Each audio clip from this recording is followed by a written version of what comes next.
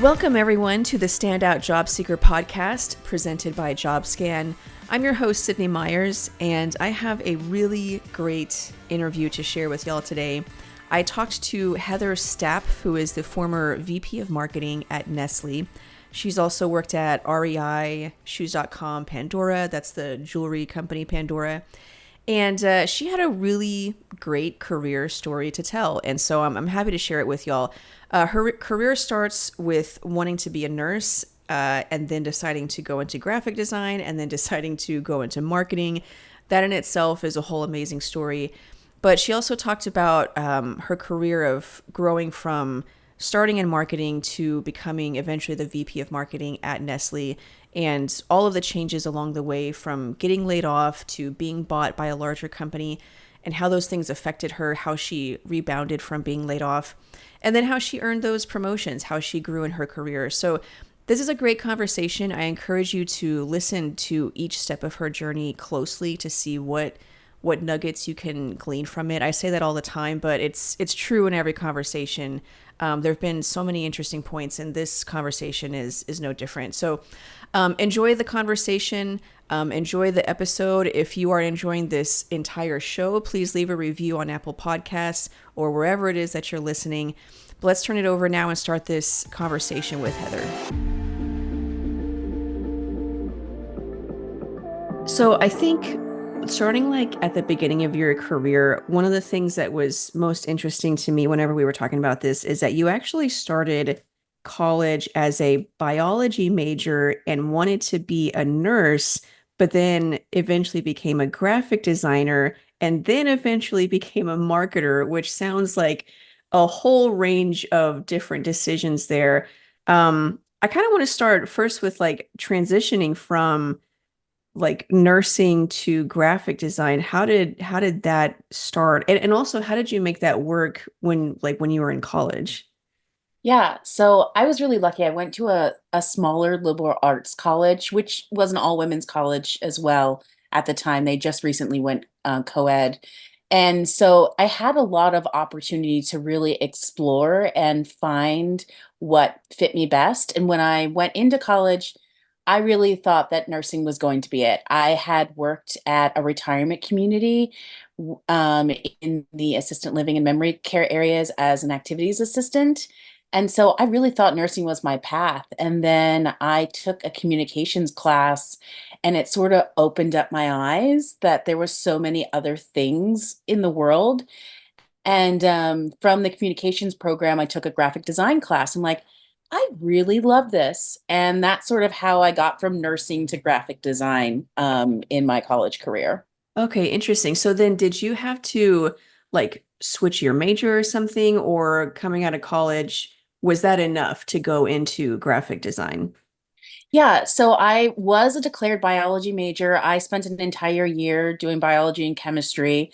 And my second semester of my freshman year is sort of when I took that communications class.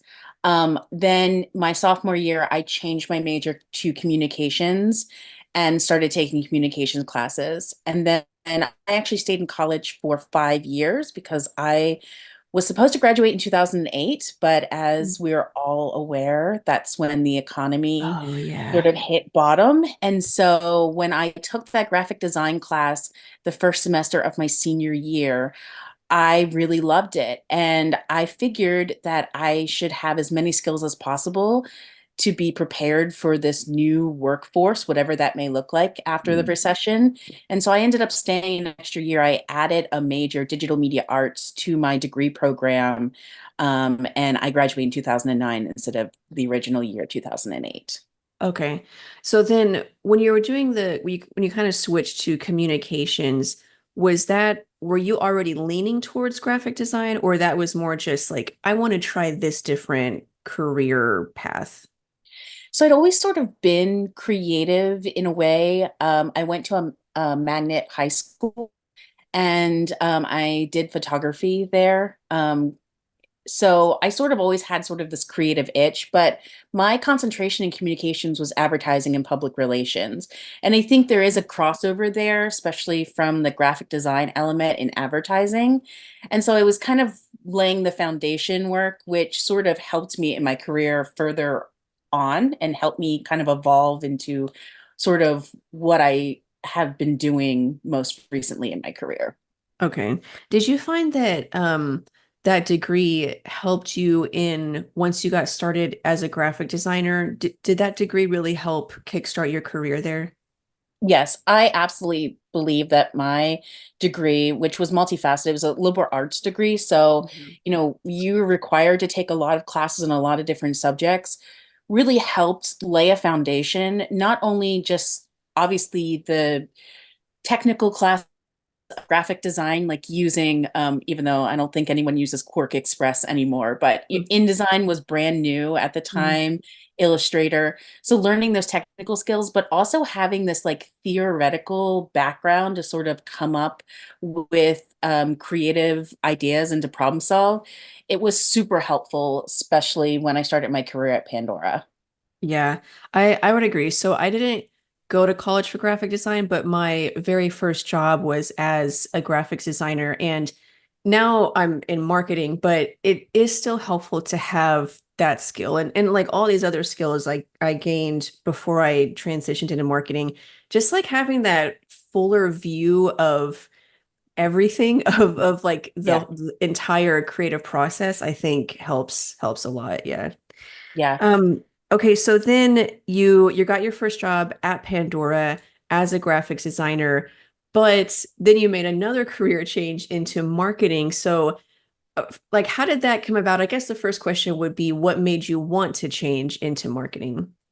Yeah, so I started at Pandora in January of 2010. So it did take me a little bit after college. The economy was still recovering to get a job, Hmm. but I was still very lucky to get that job. And it was in the earlier stages of Pandora's life cycle here in the United States. So it was a smaller team.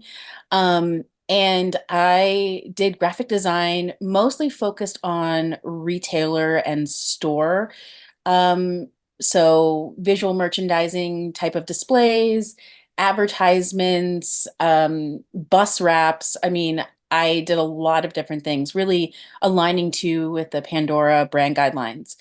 And after about a year and a half, I just felt as if I had so many other skills that I could bring to the table to really help grow and contribute to the team. And so, not one to be shy to speak up, I went to my boss and I asked him and basically told him that I have so many other skills that I really wanted to utilize and that I could really be more beneficial in other ways outside of graphic design. Um, and I would love to explore the opportunity for a new opportunity within the organization. And sort of that's how I transitioned into this role that wasn't readily defined. It had a lot of I wore a lot of different hats in that role, but it really helped me sort of become really fluent in the business in a different way than what I was doing previously. Yeah, okay. What was that new role that you and your boss created? It was essentially so it was like a co-op brand manager. But I think the title, sorry, I can't remember the title off the top of my head. I think it was like co-op coordinator. Um, because I worked on the co-op side of the marketing department. Oh, okay. Okay. So then was it hard? Because I've heard that same kind of experience from other people is that one way that they grew in their career and like maybe or earning a promotion or making a career change was they just found something that needed to be done and went to leadership and created a new role for it. So in your experience, was that difficult convincing your boss? Like what did you have to go through to make that change? Well, I think that my work ethic, just as an employee in general, spoke to spoke to my ability Mm. to make that transition. And I think that's really important. I think that if you are a valuable member of a team, you can contribute to an organization a different way. And I think it is those individuals that see a need and speak up about it that are usually given opportunities. You can't always wait for an opportunity to drop at your lap. You kind of have to be a bit of a visionary and speak up for yourself because you're going to be your best advocate throughout your entire career. Yeah, I like that. Yeah. And I also think, well, I don't know, correct me if I'm wrong, but um, seeing things from the perspective of what benefits the company, like that is our job to like everything that we do should benefit the company and keep it in business. So whenever you're looking for a new opportunity or trying to create that opportunity, presenting it in a way of like this would help the business if I did this or that rather than like what I'm currently doing. I think that probably also helps to to get that respect on your side, like kind of like what you're talking about with work ethic and all that. Yeah. Yeah, I absolutely agree with you 100%. I think that it's important, especially as someone in marketing. You need to be able to see things from all sides and anticipate possible pitfalls, and figure out how to navigate those things, but also how do you find success? And I think that's something that is really important when looking at what you want to do with your career, where you want to go, even within an organization, or if you're leaving an organization, what's next for you. Yeah, yeah, totally agree. What so that role was coordinator, co-op, and special events. What did Yes. you learn in that role that helped you to continue in your marketing career? Because after that, you went into you had a role at Windstar Cruises and then you went into shoes.com. How did you grow from that first marketing role into eventually like at shoes.com, you became the brand campaign manager? Yeah. So with that, thank you, by the way, for looking up that Oh, job title. the I title, should yeah. I should remember what it was, but that was over 10 years ago. Yeah, yeah. The biggest thing reflecting back on that was that I learned that even if I don't have formal training in something, um, I can learn to do it. And I say that specifically because one of the final things that I did at while I was at Pandora prior to me leaving was that I helped start their trade marketing program with the retailers. And that involved not only creating a training program that I had to present to retailers all over the US, Canada, and other territories. But also, I was solely responsible for planning the logistics of placing the finding the hotels, booking the event spaces, booking the catering, learning how to negotiate contracts, which I never did any of that in my career. I mean, that was 4 years into my career, 3.5, 4 years into my career, and I had never done anything like that before.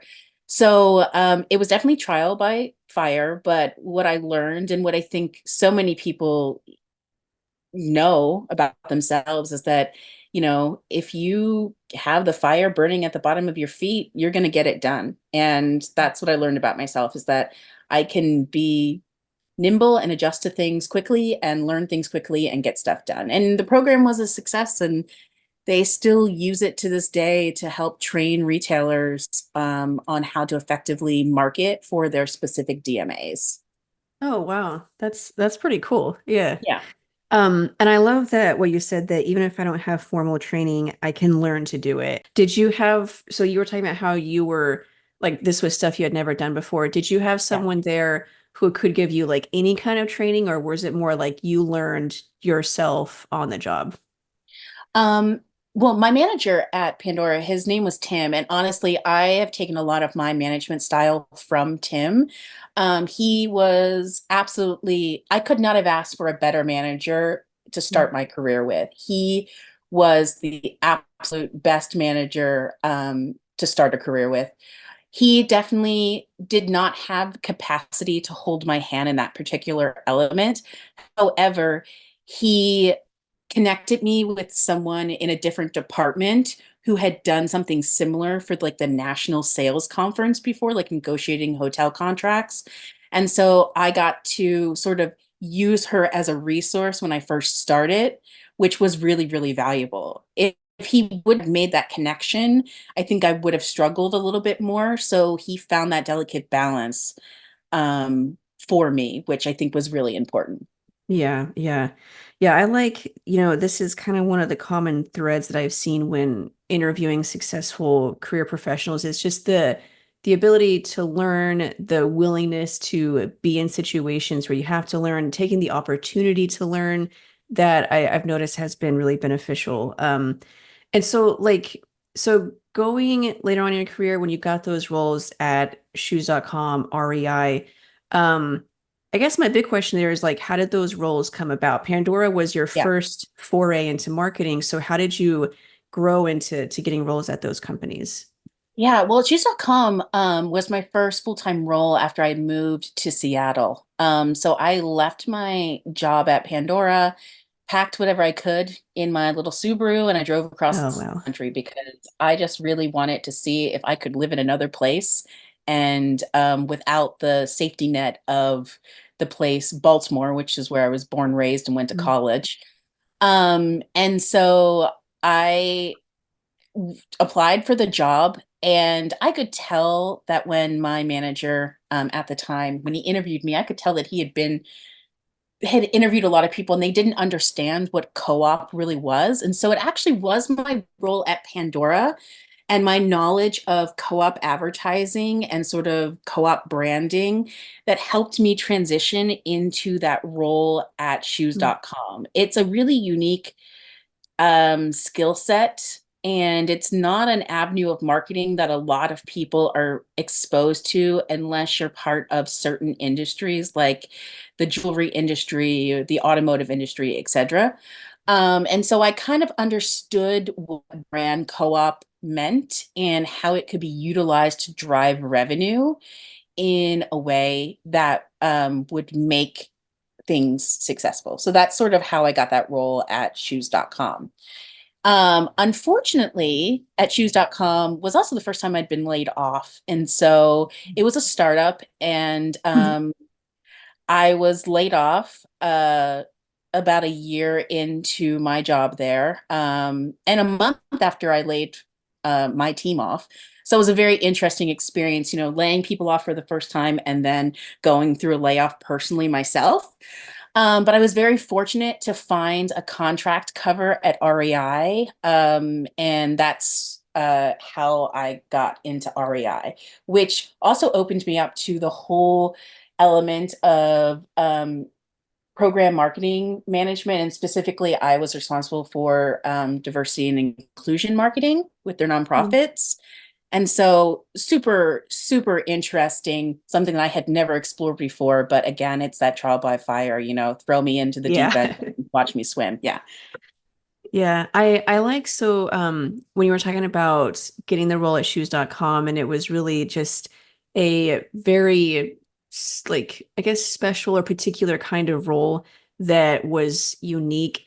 Um I find that so like whenever I'm looking for a job, like I'm content marketing manager, but whenever I type in content marketing manager and I look at the roles, everyone has a different idea of what content marketing manager is. So it's interesting that like your role at shoes.com was brand campaign manager, but the idea of like the specific thing that they needed was it could have been a million different things and you happen to have that.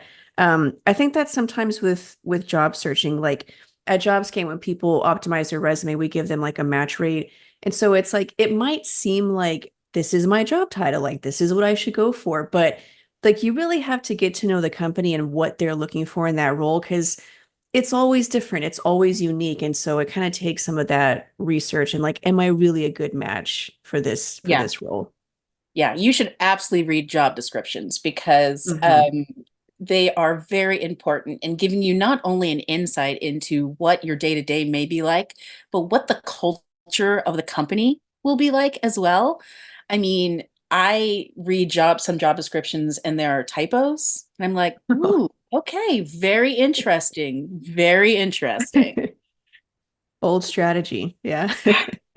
Yeah, no, it's so true. It's like it can even be the exact same job title, but they're Yeah. talking about how you're going to do this and that, and I'm like, I don't know if I would call that content marketing, but okay. Yes. Or like some will call it content marketing specialist, and I'm like, dude, you need like a head of marketing, okay, for everything you want this person to do. So, yes, the job description is definitely very helpful. Was that so whenever you went oh, actually, you know what? Let me slow down. When you were at shoes.com, you talked about how that was also the first time that you had been laid off. Would love to dig into that because I know a lot of people are dealing with that right now with layoffs going on. First, just what was that experience like emotionally? Like how did it impact you? Oh, I felt like a complete failure. I felt like a complete and utter failure, even though it was not anything that I could have avoided or made any better. I was I still am. I shouldn't say was. I am a go-getter, and I Mm-hmm. have always poured my heart and soul into my quote unquote nine, but really for me, it's like my 12 to 12, like midnight to midnight. Mm-hmm. Because I'm constantly thinking about my job. Mm-hmm. And so when I got laid off, you know, I have very visceral memories about sitting in that conference room. I did not say anything. I just took my badge off and I slid it across the table. I just slowly walked back to my desk, picked up what I could, and I just left. I felt like a complete failure. And for several days, I did not really want to get out of bed. And I Mm-hmm. just felt completely I, like I was, what did I do wrong? Stuff like that. And, reflecting back now, many years later, it was crazy to be that Yeah. hard on myself. But when you're in the moment, it's really, really hard to remove yourself with a clear mind. So, Yeah. Did you feel like stress or pressure of just, financial burdens and all that? oh, absolutely. Okay. I had moved into my first like real apartment by myself, Mm. paying rent that was probably more than I should have been paying because the Seattle area is not a cheap place. And I am too proud and to ever ask anyone for help. Mm. And those are some lessons I've learned along the way. Like it's okay to speak up for yourself. But yes, I was absolutely freaked out, like needed to get a job immediately. And luckily, that's why I turned to the creative group, which is how I got my contract role at REI. Okay. So then like dealing with all of those, like the emotional toll that it took on you and financially, were there, well, I guess financially you eventually got a job. It looks like just a couple of months later you were able to get that contract role. Yeah. Um, how did you manage the emotional side of it? How long did it take to recover from that? Yeah, I mean, I think definitely the entire time that I was not working, I was worried. I was really fortunate to live in an area where there's a lot of amazing outdoor spaces. And while I did not grow up being an outdoor enthusiast, I have learned to find peace in nature. Mm. And actually, at that same time, my dad was sick. And he passed away not long after that. So there was Um, other factors as well that were going into it. And I think that's what a lot of people who are going through layoffs, like it's not just I lost my job, I lost my livelihood. There are so many other factors that can contribute to just absolutely being crushed, emotionally during that time. And it really hurts your self-confidence when you're trying to find a job and interview, because you doubt yourself. And it's a really hard position to be in. Absolutely. Yeah. If you could like go back and tell yourself, this is one thing you should do that will really help you through this. Is there anything like that? Or is it kind of one of those things like it sucks and only the passage of time, makes it go away? That's a really hard question, Sydney. A really hard question to answer because part of me wants to say, oh, do this, do that. But Yeah. honestly, it sucks. It really does Yeah. suck. And I think you just have to find, you have to, if you have to find something that will bring you your own peace, like whether it's going for a walk or, it's 30 minutes running on a treadmill at full speed, if that's your thing. That's not my thing, but if that's your thing, go ahead. But it absolutely sucks. And I think we put so much importance on what our careers are, what our job titles are, whether we're employed or unemployed, that I think it's really hard to get out of that mindset that, you are not your job. And Yeah. it is okay to not be okay when you lose your job, whether it's being laid off or being terminated for something maybe Hmm. outside of um your control. Yeah. So then in practical terms, you said that you were able to get the contract role. So how did you do that? Because most people I think would be like, okay, I need to go find my next full-time role, but that might not happen for a long time. So Yeah. how did you secure that next contract role? Well, when I had moved to Seattle, I didn't know anyone. I didn't have a network. And networking is, it can be very important to finding a job. And so I had done some research about agencies like the Creative Group. And that's sort of how I sort of laid sort of the groundwork of a network in Seattle.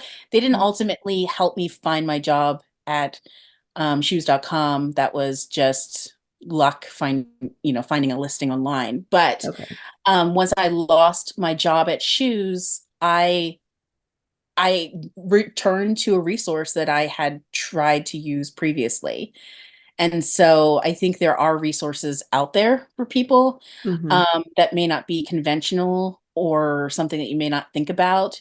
And you may not be looking for contract role. But honestly, I will say this too. With the REI, in all intents and purposes, I was supposed to be convert to a full-time employee. However, there was a budgetary change. And so when my contract was set to end, it ended. But we had had talks prior to my contract ending of me being converted to a full-time employee. It just Wow. didn't work out that way, and that's okay. But you may not be open to a contract right now. I want full-time work. Like I need full-time work. But as a contractor at the Creative Group, I was given the option for health insurance. I was given an option to save for 401k. And you can tell them if you want to be contract to hire, if you want to just be a contract, what length of your contract, or you want direct hire. So I think there are options available for people if you're not having luck finding a role right now doing traditional methods. Yeah, yeah, I agree with that. All of the like the career coaches I've talked to, we actually published an ebook, I think last year about rebounding from a layoff. And that was Ashley Watkins, that was a career coach. That was one of the things she mentioned is like you might have to be more flexible than you normally would. And Yeah. not that you're not flexible. It's just that you might have to take things that you would normally take that are still okay, like a contract role or maybe doing some kind of freelancing, even if it's just to fill in the gaps. And so sometimes that creativity or that flexibility can help. And then sometimes it does lead to a full-time role. In your case, it doesn't, but it's still something you can do to put on your resume and continue to gain that experience. Yeah. Yeah. And whatever, you don't know what kind of experience you're going to gain from that particular role. that could help you in the future. It could lay the groundwork for something coming in your future, which is super important. And I think, shoes.com, just as Pandora, oddly different industry, but laid the groundwork for my role at shoes.com. My work with outdoor brands while I was at shoes.com laid the groundwork for me to be a top contender and getting that contract at Mhm. REI. So you Interesting. never know what is going to help in your future. Yeah, that's really interesting. I like that. So, okay, so then your contract ended at REI in December 2017. By the next January, you had a role. So how did you go from your contract ending kind of unexpectedly, it sounds like, into getting your next role, which was a full-time role at Nestle? Yeah. So I I mean, I knew that the contract was going to end. I was Mhm. looking forward to, being converted full time, but like I said, a Didn't work out. Yeah. budgetary change happened.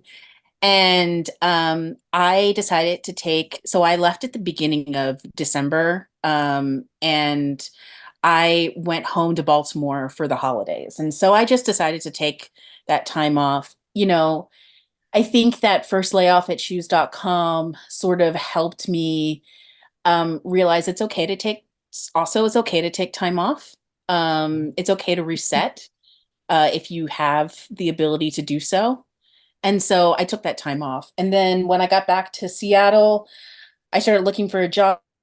And within a couple of weeks, I got this role at a startup in Snoqualmie called Persona Nutrition. And I was the marketing department. And within the first year that I was there, we were acquired by Nestle. And then I spent the rest of my time working on the Persona arm of Nestle. Okay. What was that like being bought, like from a career perspective? I've never been through that experience, so I don't even know what question to ask here, but what was that experience like, or how did it affect your career? Um, well, it actually affected my career in a positive way. A lot of people can't say that, and I feel bad saying that with a smile on my face. But it actually affected me in a positive way. It actually affected the whole team in a positive way. It was kind of like we were on the farm team, so to speak. If you know anything about baseball, we were on the farm team, Oh, the okay. double A, triple A. And then when Nestle acquired us, we became part of the major leagues, so to speak. So it opened up, especially as a marketer, it opened up my ability to do things in a more impactful and profound way. But it also changed a lot, and you got to take the good with the bad. It changed a lot because we had very certain ways of doing things. When you're a startup, you are running in a very interesting way. You are fast and nimble, but when you enter a larger organization, you have to start to become a part of that organization and Mhm. blend in and follow their rules and restrictions and regulations, and that can slow your growth. And Persona was a very interesting company because we were acquired very young in our business life cycle. That was It's unusual for a business to be acquired so young in their life cycle. Um, but I will say I've always focused on a medium to smaller companies. So I learned a lot of valuable lessons entering a larger ecosystem because Pandora now is a much larger company than when I worked for it.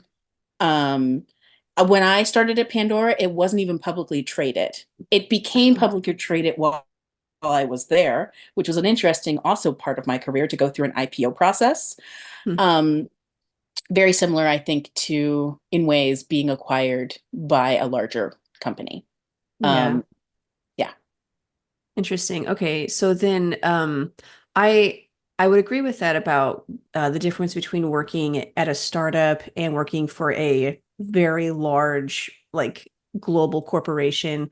Um, I know, like, I've heard people say that they don't like they want to work at a really established company. They don't like startups because of this and that. And I'm like, I'm not saying that the startup life is perfect or for everyone, but working in a global corporate organization, there's just as many negatives. Like the amount of red tape you have to go Yeah. through in order to like publish a word is insane. So yeah, there's pros and cons to both, and it sounds like you got to experience those.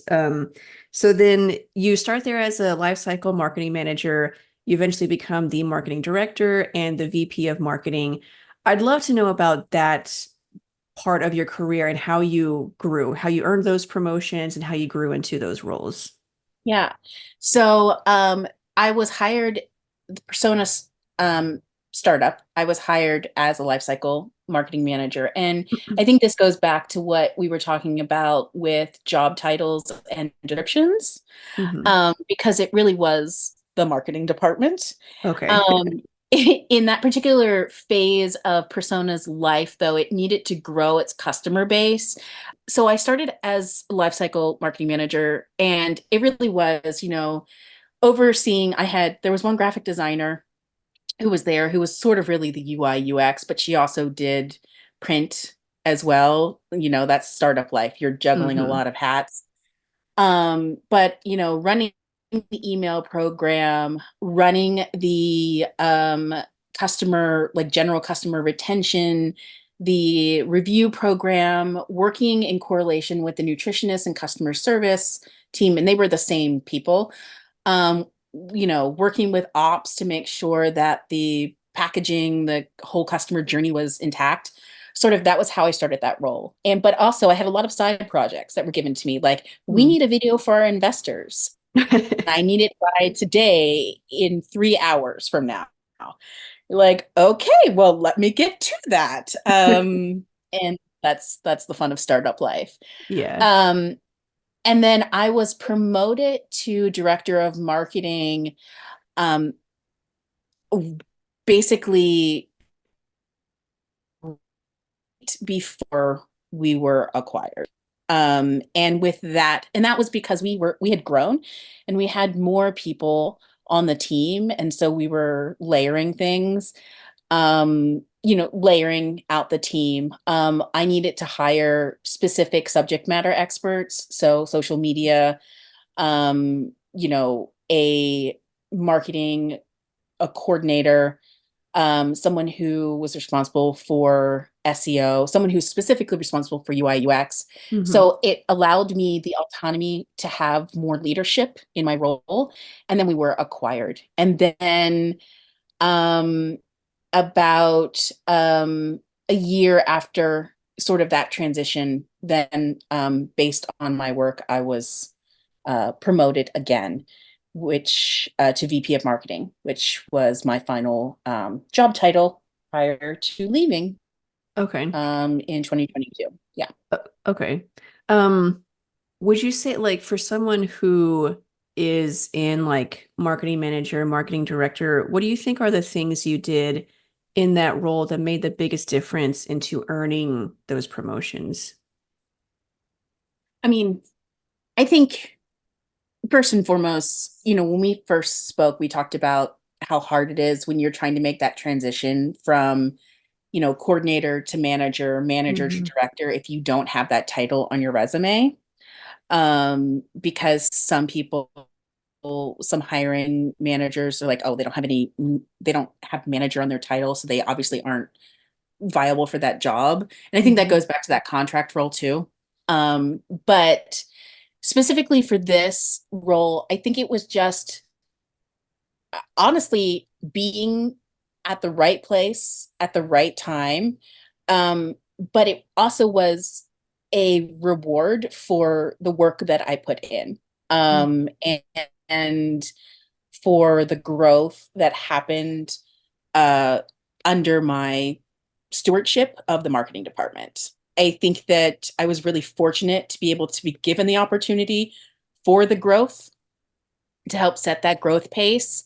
And I was very lucky. And honestly, I was surprised to be promoted to VP. It was a total and utter shock. And I have very like there are things in your life where you have like snapshots, they're very memorable days or things that have Hmm. occurred. I have a very memorable snapshot of that day, and actually it happened on October 4th, which super interesting because my dad had passed away several years on that same day. So it kind of Wow. changed that day from a negative to a positive. I, Wow. it's very interesting. Yeah. But I was very shocked to be promoted because I wasn't expecting it. And I was content in where I was and what I was doing and, sort of the groove I had gotten myself into. Hmm. Did you like along the way, did you grow in your skills or leadership abilities, or was it really just like the results that you were getting, you earned those new roles? I think it was a combination of both. It was not only Okay. the driven results, but it was also the leadership. And I Hmm. think a lot of that, I think I have to give credit to the team that I managed because they were a diverse group of individuals who came from, some of them had just starting their career, some of them had been in their careers for, 5 years, some of them had been in careers for a little bit longer. And so um, they were all very excited about the opportunity for growth. And so they contributed to my success. And I hope that if you were to ever talk to any of them, they would say like, and she contributed to our success and and helped us along the way, because that's ultimately what I wanted. And that's why I was really content in what I was doing, because Hmm. I thoroughly enjoyed working, with the team directly.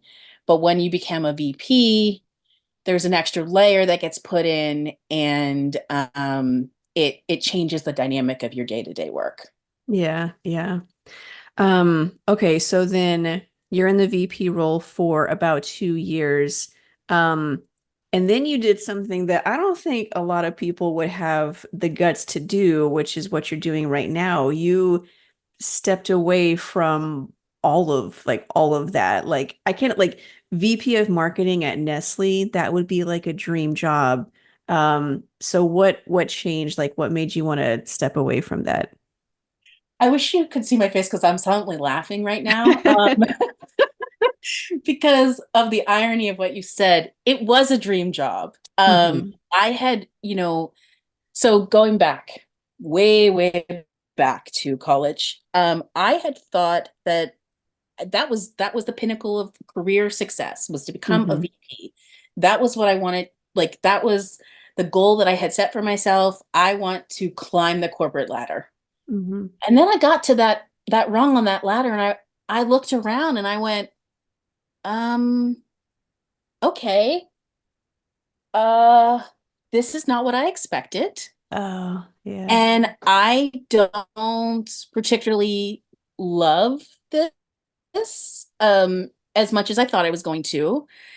And it just became this perfect storm. So, one, I had reached this like goal that I had always wanted to reach. And then I was like, what's next? And I'm one of those people that like, I want to continue to evolve and grow. Yeah. And and so I was like, well, what's next? What do I do now? So that was a big thing. The second is the pandemic, was happening. And I was not great mentally, in a place where I was just overworked, overstressed. And then on top of that, the stress of just everything that was going on in the world, it Hmm. started to really eat at me. And I had to really take a step back and think, what's best for me next? And so I made the decision that I was ready to move on from my role. Um, and prior to this, I would have been like, I need to just dive right in, get another job. But I took another further step back and was like, you know what? I've never taken time for myself. I want to see what I can do and how I can grow. And that sort of led me to this now, where I am now, which has been traveling around on this really long road trip across the US and Canada. And it has opened me up in so many different ways. And I honestly think that it has made me not only a better person personally, but when I am ready, and actually, I did make a decision, Sydney, I didn't share this prior to Hmm. starting this podcast, but I made a decision while here in Nova Scotia that I am ready to go back into the professional world. Oh, cool. And I know that it's going to make me a better marketing professional Mm. in more profound ways because I've been exposed to so many other perspectives and things, which I'm really excited to translate these lessons I've learned from the road into whatever my next role will be.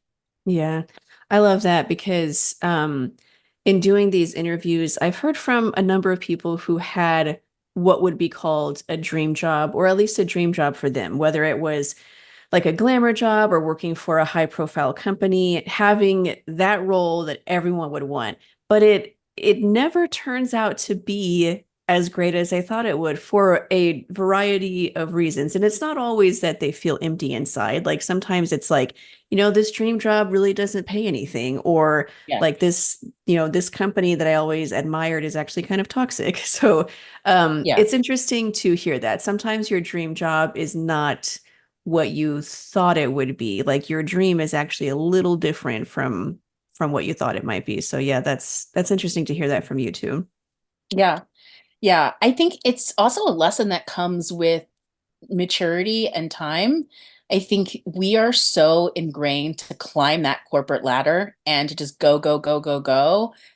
And I think that it takes courage to do a non-traditional route. And I'm not calling myself courageous. I'm saying those who do an apprenticeship or who decide like after being in corporate for 5 years, nah, I'm going to go paint murals because that's where my passions lie. Hmm. I think that takes a ton of courage, and I really admire those people. I used to admire the CEOs and the people who sat in boardrooms, but now with time and reflection, I admire those who are following their own path in life and who are making themselves finding that delicate balance between work and life and like finding happiness in all that they do. And I think those people are really the true heroes of the world.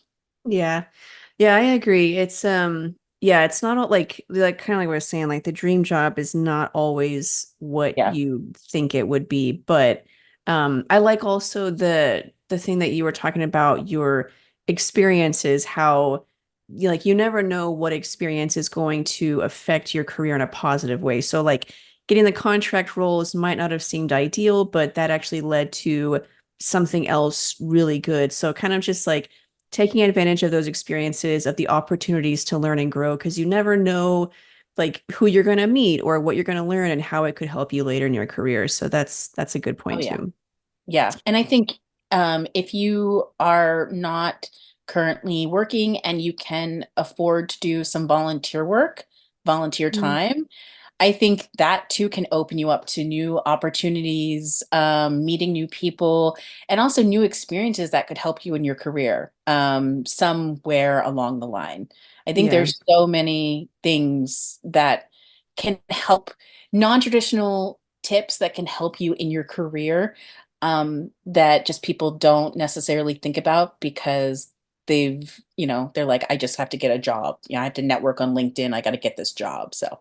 Yeah. Yeah, I would agree. If you're in a position, if you're not working, or even if you are working, it's probably a little easier. But volunteer work is actually a really good way to gain work related experience with Yeah. things like communication or project management or collaboration, or even hard skills like marketing or graphic design, teaching, Yeah. public speaking. So yeah, I agree with that. Um, Yeah. Heather, thank you so much for sharing your story and career journey. So many things in here I think will be really helpful. So thank you for sharing. Yeah, I really appreciate you having me on to talk, Sydney. I'm such a big fan of your podcast, and so it was super exciting to be able to chat with you. Awesome. Thanks.